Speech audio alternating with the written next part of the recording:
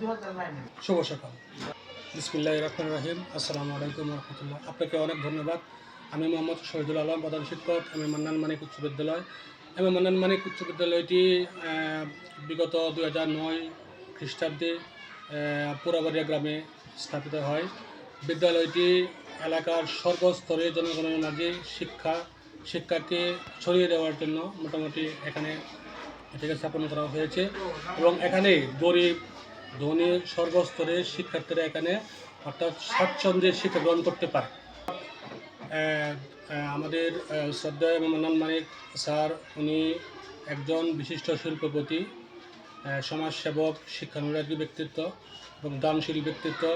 উনি অত্যন্ত ভালো মনের মানুষ।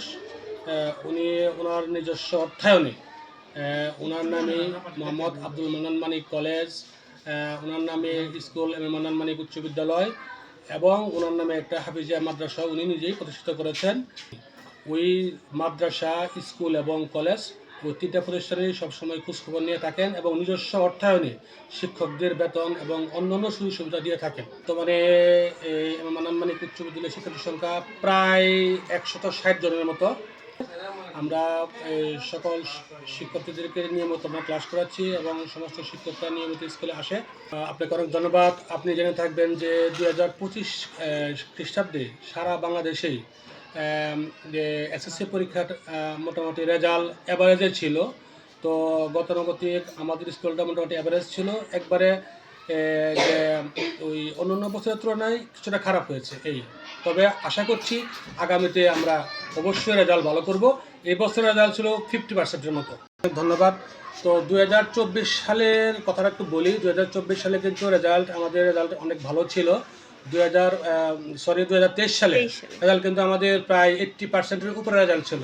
তো 2024 সালের রেজাল্টটা আমি আগে বলেছি যে সারা বাংলাদেশেই খারাপ হয়েছে, যার জন্য আমাদের স্কুলেও কিন্তু অন্যদের স্কুলের তুলনায় আমাদের স্কুলের রেজাল্ট অনেক ভালো হয়েছে।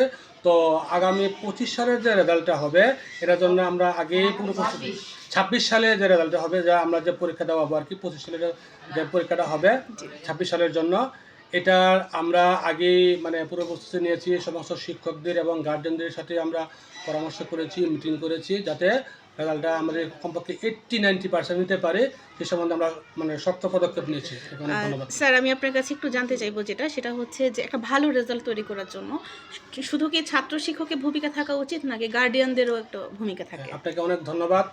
একটা স্কুল, বিশেষ করে স্কুল নয়, শিক্ষা প্রতিষ্ঠান চালাইতে গেলে ছাত্র, শিক্ষক এবং অভিভাবক এই তিন মিলে হচ্ছে মানে সর্বোচ্চ স্তরের শিক্ষা।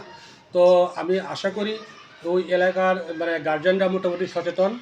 আমি চেষ্টা করতেছি সমস্ত গার্জিয়ানের সঙ্গে মানে সুসম্পর্ক রাখার জন্য, সুসম্পর্ক গড়ে তুলেছি। আমাদের শিক্ষকরাও অনেক আন্তরিক। আশা করছি আমরা শিক্ষক, শিক্ষার্থী এবং অভিভাবক মিলে আমরা আগামীতে একটা ভালো রেজাল্ট দেবো ইনশাআল্লাহ। অনেক ধন্যবাদ। পড়াশোনার পাশাপাশি বিভিন্ন ধরনের খেলাধুলায় অংশগ্রহণ করানোর পাশাপাশি কবিতা আবৃত্তি আছে, গজল, কেরাত, আমরা শিক্ষার্থীদের অর্থাৎ চারিদিকে অর্থাৎ সব ধরনের যে একটা অ্যাক্টিভিটিস মানে এটাকে উন্নত করার জন্য আমরা সমস্ত শিক্ষক গার্জেনের সাথে কথা বলে আমরা এটাকে উন্নত করার চেষ্টা করছি আর কি, এবং আশা করছি আগামীতে আরও ভালো কিছু হবে ইনশাআল্লাহ। আমি জানতে চাচ্ছি যে এম এ মান্নান মানিক উচ্চ বিদ্যালয় ডিজিটালাইজড কতটুকু হয়েছে?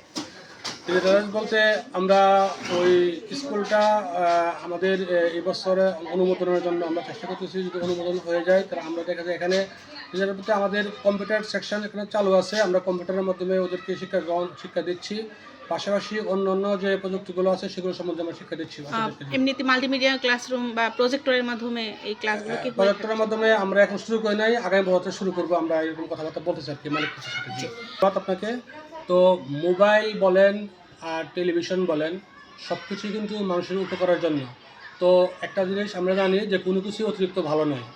মোবাইলের মাধ্যমে বাচ্চারা পড়াশোনা করতে পারে, টিভির মাধ্যমে কিন্তু বাচ্চারা পড়াশোনা করতে পারে। টিভিতে অনেক লেখাপড়ামূলক ভিডিও মানে অনেক ক্লাস দেয় বা ভিডিও অর্থাৎ যে আপনার প্রোগ্রামগুলি আসে, এবং মোবাইলের মাধ্যমে কিন্তু বাচ্চারা বিশেষ করে ইচ্ছা করলে সে বই ডাউনলোড করে কিন্তু পড়তে পারে।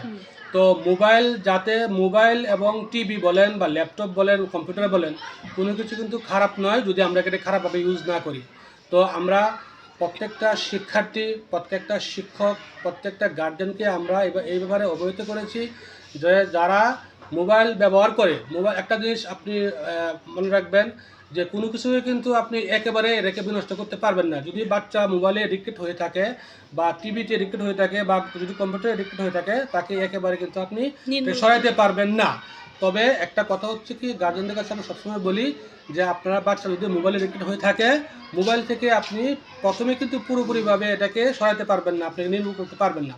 তো ওদেরকে আপনি মোবাইল থেকে আস্তে আস্তে ওদেরকে দূরে সরে নিয়ে আসবেন, পাশাপাশি যাতে স্কুলের পড়াশোনাটা যাতে ঠিক রাখে। হ্যাঁ, বাড়ির কাজ আমরা বাড়ির কাজ দিয়ে দিচ্ছি নিয়মিত, তার সাপ্তাহিক পরীক্ষা থাকে, এইগুলো দিকে খেয়াল রেখে তারপরে সে মোবাইল দরকার বললে সে আগে দেখতো আধা ঘন্টা, এখন সে 10 মিনিট কমে, আস্তে আস্তে কমে, আস্তে আস্তে কিন্তু রিমুভ করার চেষ্টা করছি। ধন্যবাদ। আপনি জানেন যে 18 বছরের নিচে ছেলে এবং মেয়ের বিবাহ নিষিদ্ধ, বাংলাদেশে নিষিদ্ধ।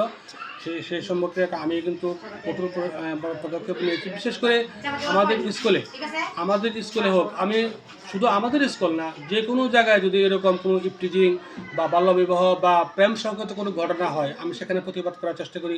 আমার স্কুলে তো নয়, আমি একটু উল্লেখ করতে চাই যে গত 2 বছর আগে আমার এখানে মানে এরকম একটু আমি আভাস পেয়েছিলাম যে প্রেম সংক্রান্ত ঘটনা, আমি 2 ছেলে মেয়েকে স্কুল থেকে আমি টিসি দিয়ে বের করে দিয়েছি এবং ভবিষ্যতে সবাইকে অ্যালার্ট করে দিয়েছি। শিক্ষক শিক্ষার্থী যারা এরকম কোনো ধরনের সমস্যায় বা এরকম সমস্যা জড়িত হবে, এবং আপনি বলেছেন যে মাদককে আমি সবসময় না বলি, মাদককে আমি জিরো টলারেন্স করেছি আমার স্কুলের 100 মিটার 200 মিটারের মধ্যে কোনো বাচ্চারা মাদক গ্রহণ করতে পারবে না, কোনো কিছু এরকম কোনো কিছু করতে পারবে না, নিষিদ্ধ করে দিয়েছি। আপনাকে অনেক ধন্যবাদ। স্বপ্ন সবাই দেখে, আমার স্কুলের শিক্ষক শিক্ষার্থীরা সবার স্বপ্ন দেখছে। তবে আমার কথা হচ্ছে, আমি চাই ভালো কিছু হোক আমাদের শিক্ষকদের এবং আমাদের শিক্ষার্থীদের। আমাদের এখান থেকে শিক্ষার্থীরা, অনেক শিক্ষার্থী আছে মেডিকেলে পড়তেছে, ঠিক আছে, অনেক শিক্ষার্থী আছে মেডিকেলে পড়তেছে, অনেক শিক্ষার্থীরা আছে ঢাকা কলেজ ইউনিভার্সিটিতে পড়তেছে, ঠিক আছে, ঢাকা বিশ্ববিদ্যালয়ে পড়তেছে, অর্থাৎ ভালো কিছু করতেছে, ঠিক আছে। তো আশা করছি আগামীতে আমার সন্তানও আছে, আমার সন্তানরাও স্কুলে পড়াশোনা করে, আমার সন্তানকে অন্য স্কুলের শিক্ষকরা যেভাবে শিক্ষা দিচ্ছে, আমি আমার স্কুলের প্রত্যেকটা শিক্ষার্থীদেরকে আমি নিজের সন্তান, নিজের ভাতিজি, নিজের ভাগ্নি মনে করি। সুতরাং আমিও চাই আমার সন্তান বাইরে যেভাবে শিক্ষা গ্রহণ করবে, আমার শিক্ষার্থীরাও সেভাবেই শিক্ষা গ্রহণ করবে, এক চুলও নড়চড় হবে না, এবং আমার সমস্ত শিক্ষকরাও এ ব্যাপারে অনেক আন্তরিক। ধন্যবাদ। আসসালামু আলাইকুম রহমতুল্লাহ।